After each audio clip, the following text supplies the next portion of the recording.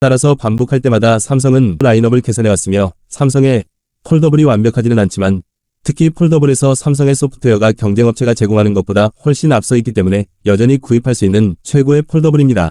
또한 삼성의 폴더블은 방수 등급과 어떤 각도에서도 전화기를 고정할 수 있는 힌지를 갖춘 유일한 제품입니다. 하지만 우리가 일반 초코바폰에서 당연하게 여기는 삼성 폴드에는 아직 한 가지 빠진 것이 있는데 바로 방진 등급입니다. 그러나 더 이상 그렇지 않을 수 있습니다. 새로운 소문에 따르면 갤럭시 Z 폴드 5는 세계 최초로 방진 등급을 가진 폴더블이 될 수 있습니다. 솔직히 먼지는 먼지가 힌지에 들어가는 것을 막기 위해 작은 브러쉬를 사용하기 시작한 이래로 삼성의 폴더블에 문제가 되지 않았습니다.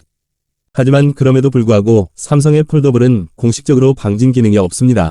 하지만 Z 폴드 5에서는 틈이 없는 디자인으로 먼지가 전화기에 들어가는 것을 막는 새로운 경첩 덕분에 바뀔 수 있습니다.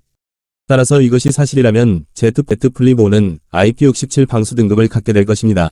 그러나 제보자는 삼성이 이 기능을 마무리할 수도 있고 하지 않을 수도 있다고 말합니다. 그래서 우리는 기다려야 할 것 같습니다. 그러나 그는 또한 전화기가 9에서 12g 더 가벼워 Z 폴드 5의 최종 무게는 253g이 될 수 있으며 이는 아이폰 14 프로 맥스보다 13g 더 많을 뿐이라고 말했습니다. 또한 과거 정보에 따르면 Z 폴드 5도 힌지 근처에서 3mm 더 얇아져 극적인 차이를 만들 것입니다.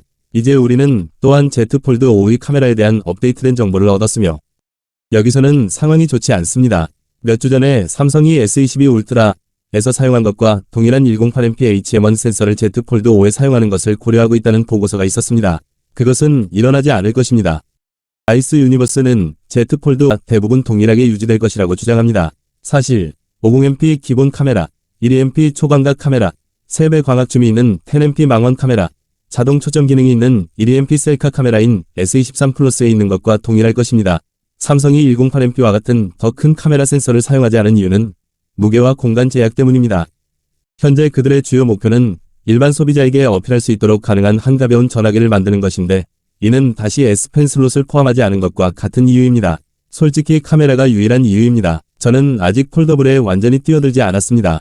삼성이 울트라폰의 카메라를 Z 폴드에 포함시키는 것에 대해 생각해야 할 때입니다. 이것이 경쟁이 필요한 이유입니다. 삼성은 현재 이 부문에서 주류 경쟁이 없으며 변경될 때까지 Z 폴드 라인업은 카메라와 관련하여 울트라 휴대폰 아래에 계속 위치할 것입니다. 생각을 알려주시면 내일 뵙겠습니다. 조용히 가세요.